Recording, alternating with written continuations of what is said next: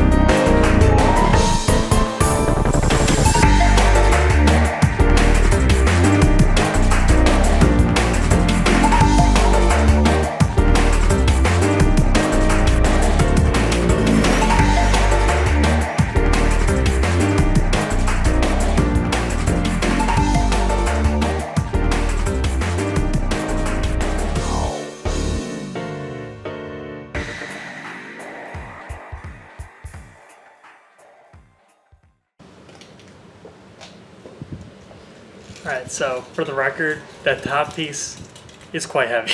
So just be careful if you ever take one off by yourself, because it was a lot heavier than I expected, but it's definitely manageable by one person. Like, I'll definitely be able to put it on back on the machine by myself, but just a word of advice for anyone having to do that in the future. Alright, I wanted to show this side of the cabinet real quick before I try to take off the metal structure here, but you can see this screw here. I broke off the head on it, which sounds pretty bad in theory, but it looks like pretty easy remedies just to remove these 6 Phillips head screws on the side, and it's going to end up doing the same thing. So I'm going to leave this guy in here so this comes off as one entire piece, and then the other side will obviously remove that last screw. It's just in there to make sure that the metal structure was secure while I was removing the header piece. But yeah, that's unfortunate, but once I get this all taken apart, I'll be able to either Dremel off that screw entirely and just kind of like forget about it, or we'll just leave it there just to be funny. I have no idea yet, but yeah, that's kind of where we're at with this side.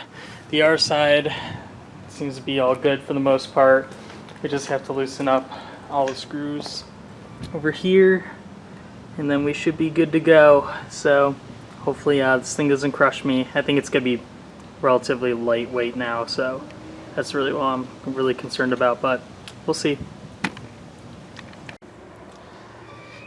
Alright, I moved the cabinet just a little bit closer, be on the safe side in case it just wants to like start tipping over. Hopefully the garage will catch it. I don't think it's going to go anywhere, but you know, better safe than sorry. I think it's more top heavy towards the front, but with the car gears there and speakers, like I have no idea. So we're just going to play it safe, because that's the smart thing to do.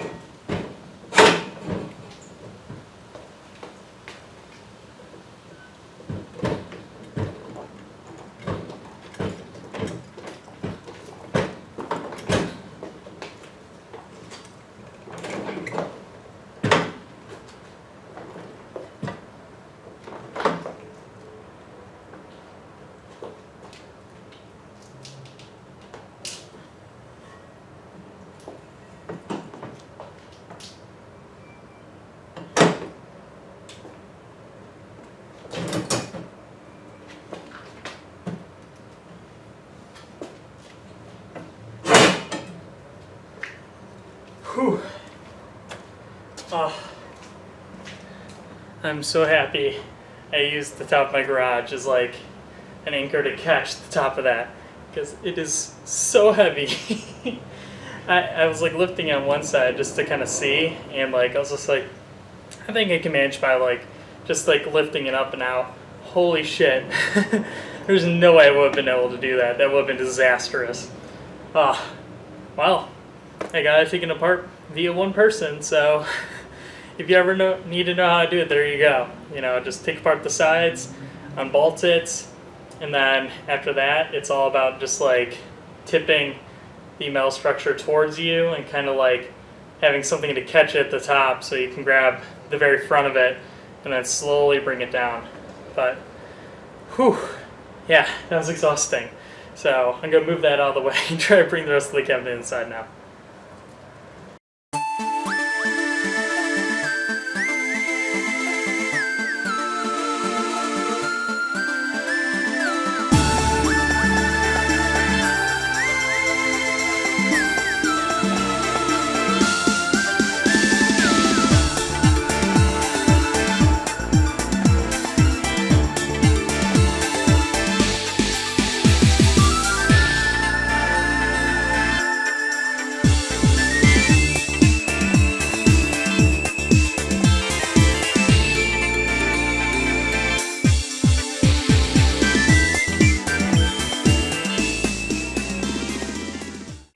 Well, whenever I'm ready to bring that inside, I'm gonna need help. That is heavy. Holy shit. But, there we go. Let's flip this around here. This is the damage we've done. So, I'm trying to see in the viewfinder, it's very hard to see. But, you got that in there. It's in there like swimwear. It's all over the place. It's all up in your face. It's going in places it don't belong. But yeah, whew, that was a lot. So there you go. Hopefully the rest of these go a lot smoother than that. They should, because I don't need to take them apart. Obviously when I get Chunithm inside, that's going to be a bit of a problem, because you can see there's a step going into my house and it's already taller than the doorway. So it's going to have to be tipped to be brought in, or we're going to have to remove the plexi surrounding piece. But jubeat shouldn't be too hard. That one's pretty short. So that's nice. But there you go. Hopefully everything else goes smoothly from here. So thanks for watching. Bye-bye. Alright, well, I was originally going to live stream, like, me getting all the machines and stuff like that, but kind of a funny story. So, I was called the day before, obviously, and they were letting me know, like, hey, we're going to be dropping off the games. We'll be there between 4, we'll give you a 30-minute heads up. And I was like, okay, yeah, no problem. So, like, the night before, I brought a couple things in here to be able to hook up everything to get live streaming, and I set my alarm for basically 8 in the morning to get up, because like, what are the odds that they're going to deliver within like the first 30 minutes and, you know, stuff like that. So they call me at 7:50 and they're like, hey, I know this is sudden, but we kind of had a messed up situation happen at the warehouse, and it would be a lot better if we can deliver your games now. So I was like, well, I'm not going to say no, because like I really don't have a valid excuse to say otherwise, besides I just don't have my live streaming setup done. So it's just like, yeah, I guess that's fine. So I never got to really videotape me getting the machine. So we obviously saw me take apart the IIDX, but I figured we can also videotape myself unwrapping Chunithm and then jubeat. So let's go ahead and do that. I will go ahead and get the garage door open so we get a little bit more light in here, and then we'll go ahead and get that started. So hold on one second.